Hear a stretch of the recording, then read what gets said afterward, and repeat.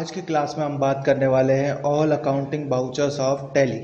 कहने का मतलब ये है कि टैली के अंदर कौन कौन से बाउचर्स का यूज़ किया जाता है ट्रांजैक्शन करने के लिए। आज हम उस पर बात करेंगे। तो ये सेकंड यूनिट का टॉपिक है जो मैं आपको आज बताने जा रहा हूँ। इसको कवर करेंगे आज की क्लास में हम। तो सबसे पहले मैं आपको ये बता दूँ अकाउंटिंग बाउचर्स होते क्या है। तो ये बाउचर्स काम आते हैं ट्रांजैक्शन करने के लिए। जैसा कि मैंने आपको पहले की क्लास में बताया है कि ट्रांजैक्शन करने के लिए हमें 3 स्टेप्स करनी होती हैं। पहले लेज़र क्रिएट करना, दूसरा ट्रांजैक्शन करना, तीसरा रिपोर्ट देखना। तो सिंपली जो सेकंड स्टेप है वो बाउचर्स के बिना अधूरी है, यानी बाउचर्स आपको यूज़ करने ही पड़ेंगे तब जाके वो ट्रांजैक्शंस होंगे। ठीक है। तो आज की क्लास में मैं आपको बताने जा रहा हूँ कि बाउचर्स के टाइप कौन कौन से होते हैं। तो सबसे पहले मैं आपको बाउचर्स के नाम बताऊंगा, उनके शॉर्टकट कीज़ बताऊंगा, फिर उनके काम के बारे में बताऊंगा। तो सबसे पहले मैं आपको बताने जा रहा हूँ उनके नाम के बारे में। तो सबसे पहले हम यहाँ लिखेंगे कॉन्ट्रा बाउचर। तो सबसे पहला बाउचर हमारा है कॉन्ट्रा बाउचर। ठीक है, कॉन्ट्रा बाउचर्स। तो इसकी जो शॉर्टकट की होती है वो कुछ ये होती है F4। ठीक है, F4 कॉन्ट्रा बाउचर की शॉर्टकट की होती है। इसका यूज़ किया जाता है केवल और केवल सिर्फ बैंक ट्रांजैक्शन के लिए, जैसे बैंक में पैसा डिपॉजिट करना, बैंक से पैसा निकालना, बैंक में कैश विड्रॉ करना, ठीक है, या फिर बैंक टू बैंक ट्रांसफ़र करना। दूसरा बाउचर है पेमेंट बाउचर।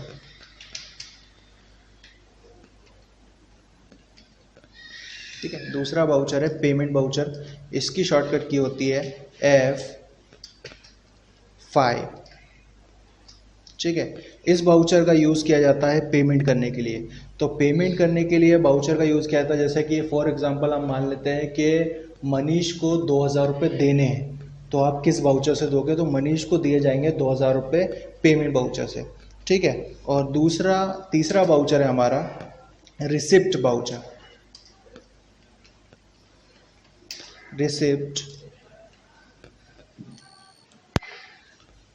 Receipt voucher.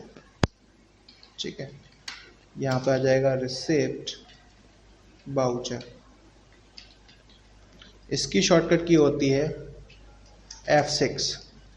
यानी कि जितने भी पैसा रिसीव करने के ट्रांजैक्शन होते हैं, जैसे कि मनीष से पैसा आया या फिर मनीष से पैसा लिया, तो वो रिसिप्ट बाउचर के द्वारा होगा। ठीक है, फिर उसके बाद नेक्स्ट आता है जर्नल बाउचर। तो जर्नल बाउचर की जो शॉर्टकट की होती है वो है F7 जर्नल बाउचर।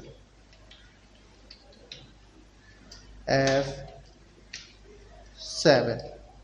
ठीक है, ये जनरल बाउचर की शॉर्टकट की होती है। अब जनरल बाउचर का काम क्या है? जनरल बाउचर में वो सारे ट्रांजैक्शन किए जाते हैं जो कि जैसे एडजस्टमेंट के लिए होते हैं। हमने किसी को डिस्काउंट दिया तो वो एक एडजस्टमेंट करना होगा। मतलब मान लीजिए कि मेरे पास रमेश से 5000 रुपये लेने थे, लेकिन रमेश ने मुझे 4800 रुपये ही दिए। तो 200 रुपये वो मुझसे डिस्काउंट मांगने लगा, और मैंने यदि उसको डिस्काउंट दे दिया तो वो जो ट्रांजैक्शन होगा डिस्काउंट अलाउ करने का, वो जनरल बाउचर के द्वारा होगा। ठीक है, यदि आप रिसीव करते हो तो रिसीव भी इससे ही होगा। ठीक है, डिस्काउंट रिसीव करते हो तो।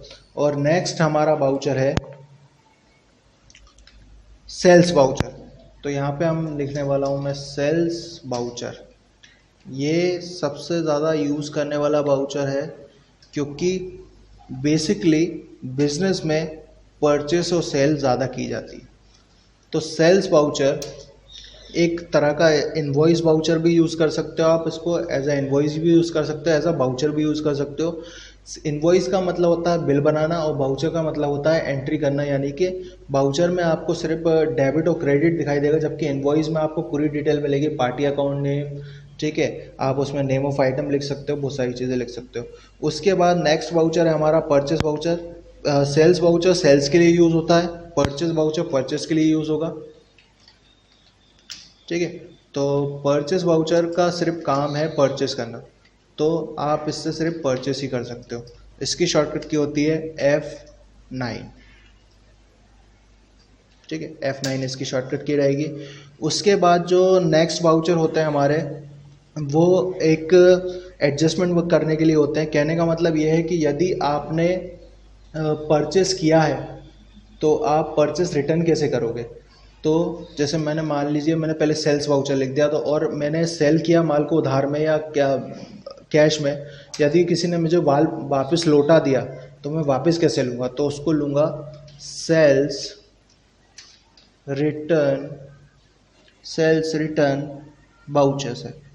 तो सेल्स रिटर्न बाउचर यानी कि क्रेडिट नोट बाउचर, तो उसको हम यहाँ लिखेंगे सेल्स रिटर्न को बोलते हैं क्रेडिट नोट, ठीक है, क्रेडिट नोट बाउचर,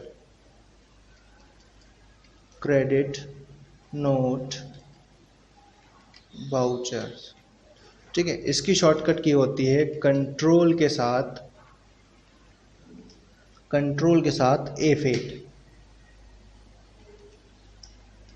ठीक है। ये क्रेडिट नोट बाउचर कहलाता है। तो कंट्रोल के साथ F8, ठीक। यदि अगर मैंने माल उधार में किसी से बेचा, किसी से खरीदा, या फिर मैं उसको कैश में मैंने खरीदा और मैं उसको रिटर्न करना चाह रहा हूँ, तो वो रिटर्न कैसे करूँगा, तो वो रिटर्न करने के लिए होता है यहाँ पर डेबिट नोट। तो इसको बोलते हैं डेबिट नोट यानी कि परचेस रिटर्न, ठीक है। यदि आप टैली में काम कर रहे हो तो इसको आपको यहाँ पर डेबिट नोट ही बोलना होगा, क्योंकि यहाँ पर ये डेबिट नोट के नाम से ही जाना जाता है। लेकिन अगर आपसे कोई बोलता है कि आपको परचेस रिटर्न करना है तो भी डेबिट नोट ही किया जाएगा, या डेबिट नोट करना है तब भी परचेस रिटर्न ही होगा, मतलब कि दोनों का मतलब सेम ही है, ठीक है। उसके बाद मैं आपको बता रहा हूँ एक और बाउचर है जो कि रहेगा अपना रिवर्सिंग जर्नल। रिवर्सिंग जर्नल का काम ये होता है, ये एक एडजस्टमेंट बाउचर होता है। एडजस्टमेंट बाउचर मतलब कि इसमें वो खर्चे नोट किए जाते हैं जो हमारे लिए हमारे बिज़नेस के अकॉर्डिंग इतने महत्वपूर्ण या फिर हमारे बिज़नेस पे इतना इफेक्ट नहीं डालते, लेकिन हम याददाश्त के तौर पर इन्हें नोट करना चाहते हैं, तो वो खर्चे हम यहाँ पे नोट कर सकते हैं, ठीक है। और इसकी शॉर्टकट की होती है F10। लेकिन याद रखिएगा जब तक आप फीचर ऑन नहीं करेंगे तब तक ये काम नहीं करेगा। तो मैंने यहाँ पे F10 रिवर्सिंग जर्नल लिखा हुआ है। तो एक एक करके मैंने सबके काम आपको बता दिए हैं। फॉर एग्जांपल एक बार मैं आपको और बता देता हूँ। कॉन्ट्रा बाउचर सिर्फ बैंक से रिलेटेड काम के लिए यूज़ होता है, ठीक है। पेमेंट बाउचर का काम पेमेंट करना होता है, और कैश में फिक्स एसेट परचेस करना होता है।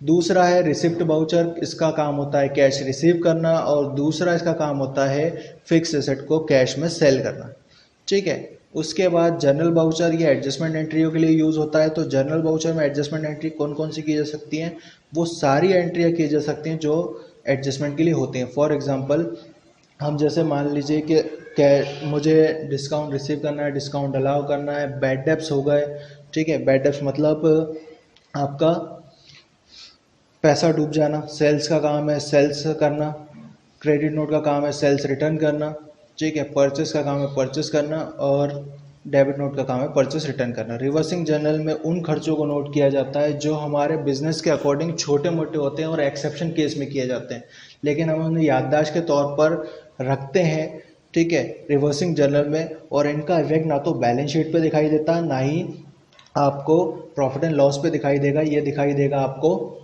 कहाँ पर, डिस्प्ले एक्सेप्शन रिपोर्ट में रिवर्सिंग जर्नल के अंदर। तो ये ऑल बाउचर्स टाइप हैं जो मैंने आपको बताए हैं, ठीक है। और एग्जांपल में मैं इनकी सारी चीज़ें भी आपको बता दे रहा हूँ कि किस बाउचर का क्या काम होता है। नेक्स्ट क्लास में हम इसके आगे देखेंगे, ठीक है, नेक्स्ट टॉपिक को कवर करेंगे।